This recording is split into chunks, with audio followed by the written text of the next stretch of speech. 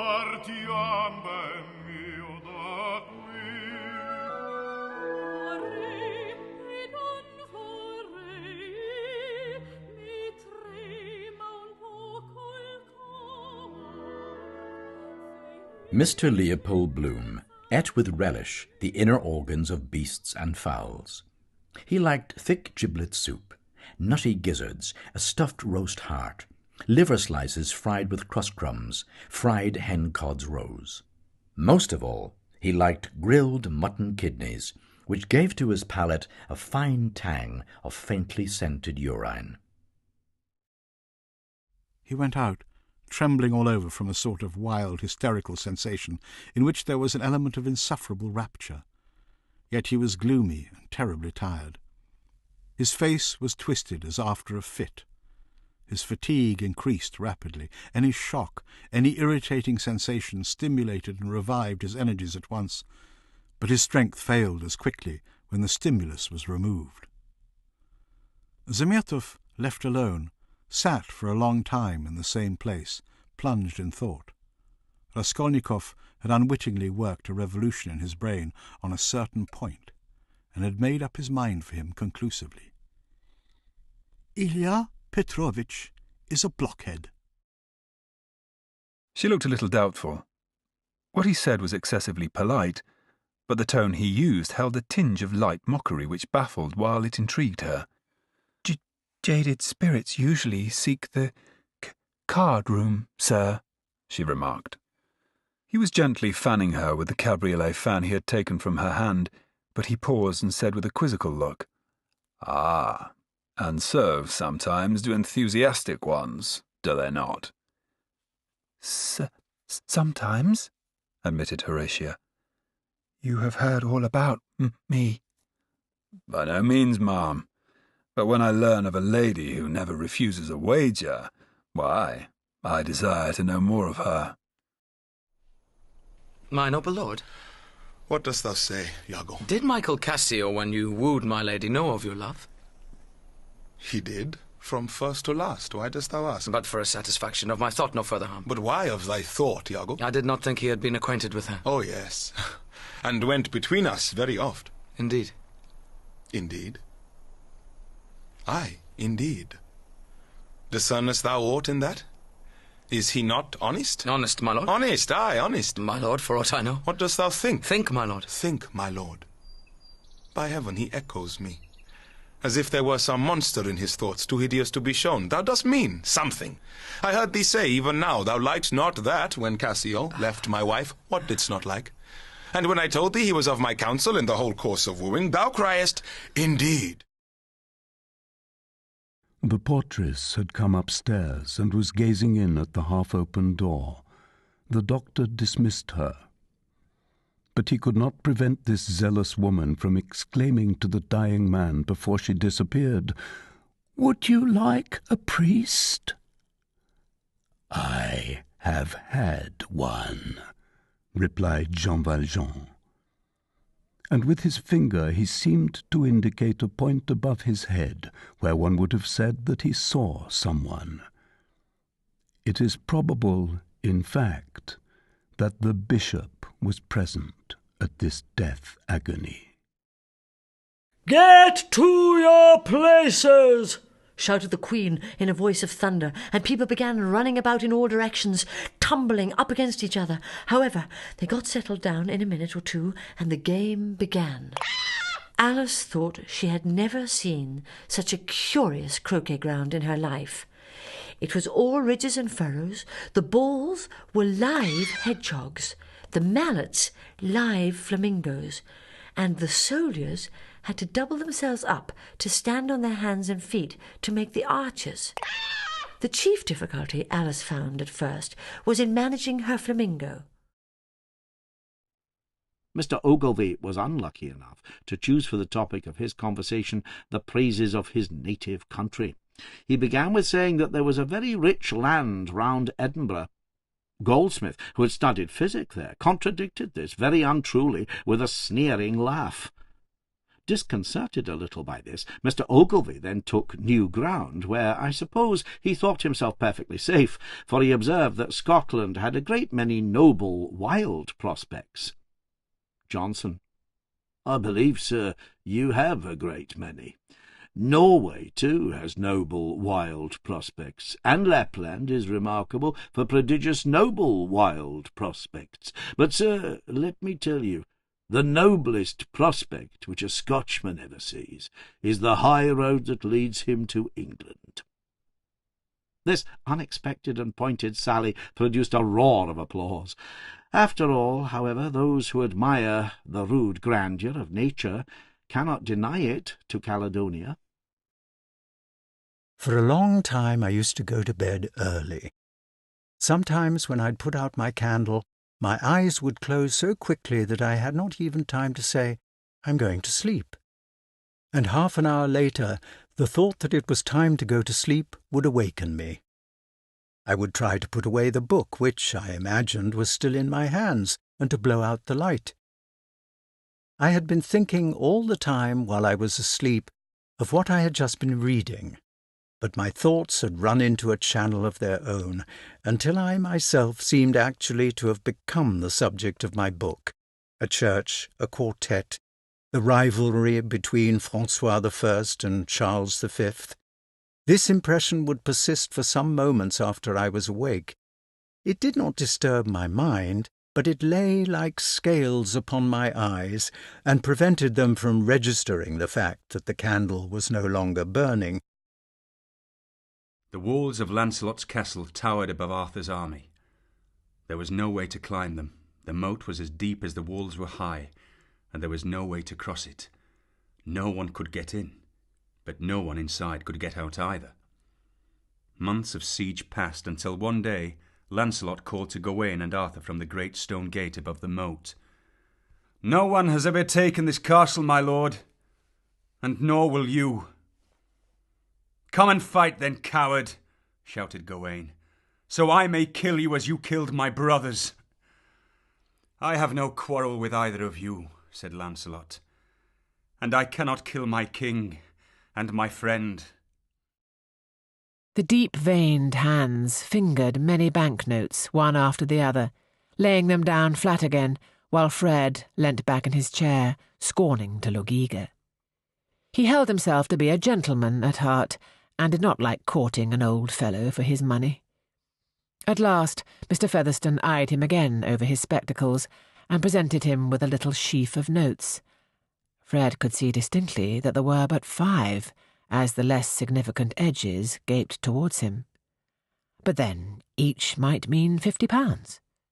He took them, saying, "I am very much obliged to you, sir," and was going to roll them up without seeming to think of their value, but this did not suit Mr. Featherstone, who was eyeing him intently. The harpoon was darted. The stricken whale flew forward. With igniting velocity the line ran through the grooves, ran foul. Ahab stooped to clear it. He did clear it, but the flying turn caught him round the neck, and voicelessly as Turkish mutes bowstring their victim, he was shot out of the boat ere the crew knew he was gone. Next instant, the heavy eye-splice in the rope's final end flew out of the stark empty tub, knocked down an oarsman, and smiting the sea, disappeared in its depths. Athanasius introduced into Rome the knowledge and practice of the monastic life, and a school of this new philosophy was opened by the disciples of Antony, who accompanied their primate to the holy threshold of the Vatican. The strange and savage appearance of these Egyptians excited at first horror and contempt, and at length applause and zealous imitation. The senators, and more especially the matrons, transformed their palaces and villas into religious houses, and the narrow institution of 6 vestals was eclipsed by the frequent monasteries which were seated on the ruins of ancient temples and in the midst of the Roman Forum. As Lauretta finished, Philomela, at the Queen's bidding, thus began. Just as the quality of mercy is thought to sit well with us, my charming ladies, so is our cruelty rigorously punished by divine justice. I feel, therefore, like telling you a story to demonstrate this, and offer you reason to forswear cruelty. Besides, it's a most compassionate and delightful tale. There used to be plenty of rich noblemen in Ravenna, the ancient city in Romagna, and one of these was a young man called Nastagio degli Onesti, who had been left with a fortune beyond all telling on the deaths of his father and uncle. He was unmarried, and, as tends to happen to young men, he fell in love. He fell in love with a daughter of Paolo Traversaro, but she was a noblewoman of far higher rank than he. It was his hope, nevertheless, that he might win her love by the way he treated her. But however lavish, stylish, and commendable were the forms his courtship took, far from doing him any good, they appeared to have the very opposite effect on her. But we must now ask ourselves what we mean by perceiving. Philonous maintains that, as regards sensible things, their reality consists in their being perceived. But he does not tell us what he means by perception. There is a theory, which he rejects, that perception is a relation between a subject and a percept. Since he believed the ego to be a substance, he might well have adopted this theory. However, he decided against it. For those who reject the notion of a substantial ego, this theory is impossible. What, then, is meant by calling something a percept?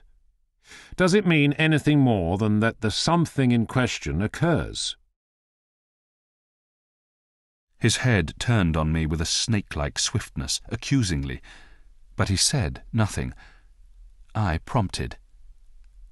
Leveria. Who told you this? For some reason he was terrified about what we might have said of him behind his back. I explained about the sheet of notepaper, and he relaxed a little. He was not happy here on Phryxus. So Mitford told me. Mitford. Again the accusing stare. I suppose he heard gossip at the school. He searched my eyes, then nodded, but not very convincedly. I smiled at him, and he gave me the trace of a wary smile back. We were playing obscure psychological chess again. I, apparently, had the advantage, but I didn't know why. Once the funeral gathering broke up, the men dispersed, each one going to his own ship, concerned to eat and then enjoy sweet sleep. But Achilles kept on weeping, remembering his dear companion. All-conquering sleep could not overcome him, as he tossed and turned, longing for manly, courageous, strong Patroclus, thinking of all he'd done with him, all the pain they'd suffered, as they'd gone through wars with other men and with the perilous sea. As he kept remembering, he cried heavy tears, sometimes lying on his side, sometimes on his back or on his face. Then he'd get up to wander in distress back and forth along the shore. The very next day, however, produced some proof of inspiration. He called for a few moments just to leave a piece of paper on the table containing, as he said, a charade which a friend of his had addressed to a young lady, the object of his admiration, but which, from his manner, Emma was immediately convinced must be his own. "I do not offer it for Miss Smith's collection," said he. "Being my friends, I have no right to expose it in any degree to the public eye, but perhaps you may not dislike looking at it." The speech was more to Emma than to Harriet, which Emma could understand. There was deep consciousness about him, and he found it easier to meet her eye than her friend's. He was gone the next moment. After another moment's pause, "Take it," said Emma, smiling, and pushing the paper towards Harriet.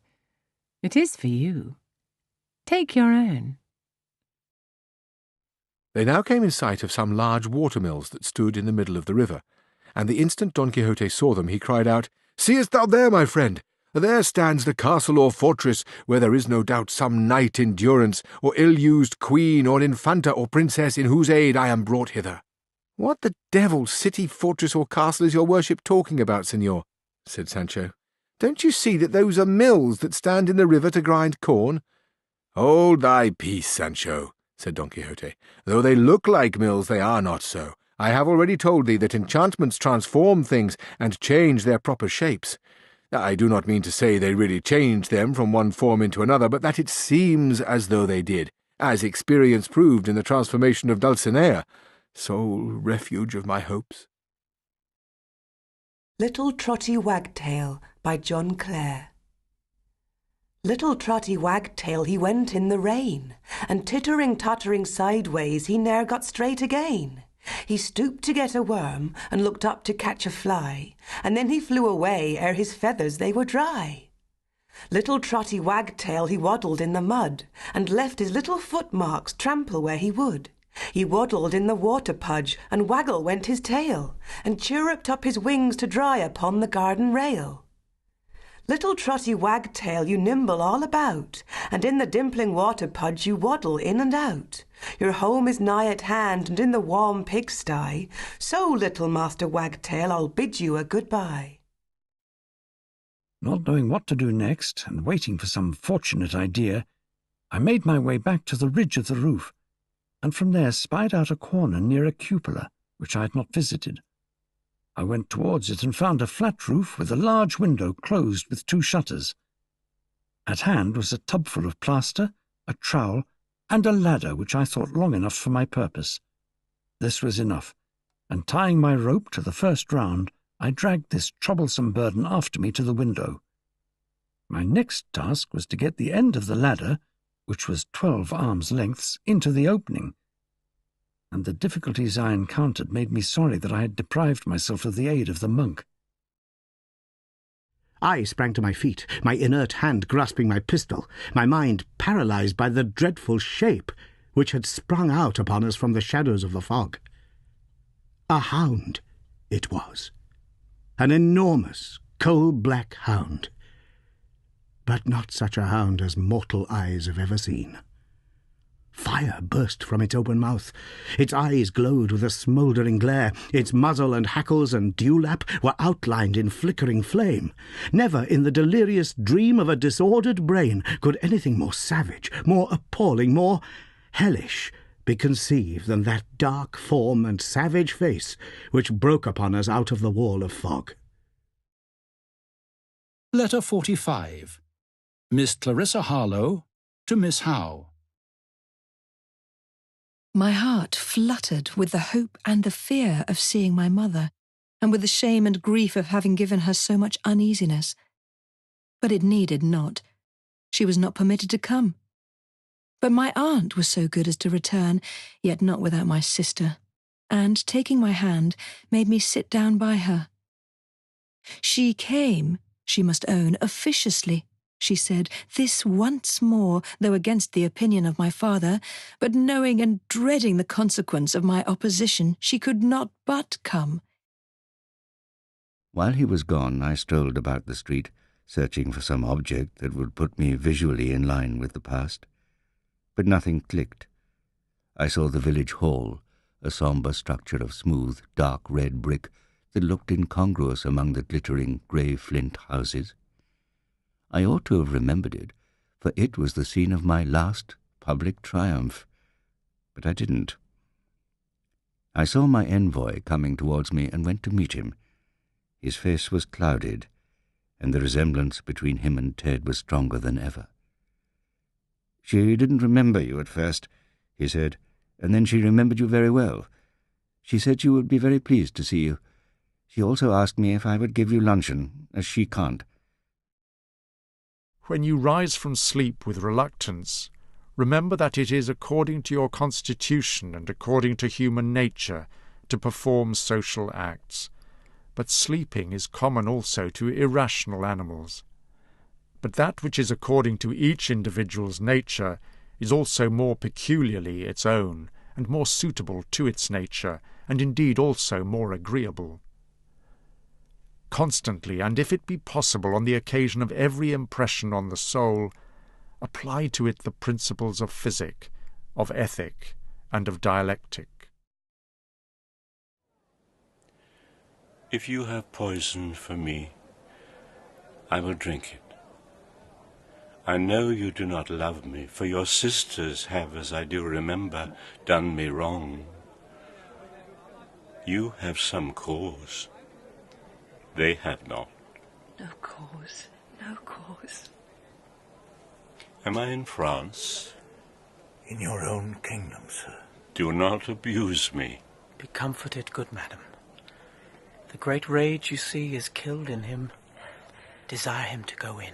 Trouble him no more till further settling. Will it please your highness walk? You must bear with me. Pray you now, forget and forgive. I am old and foolish.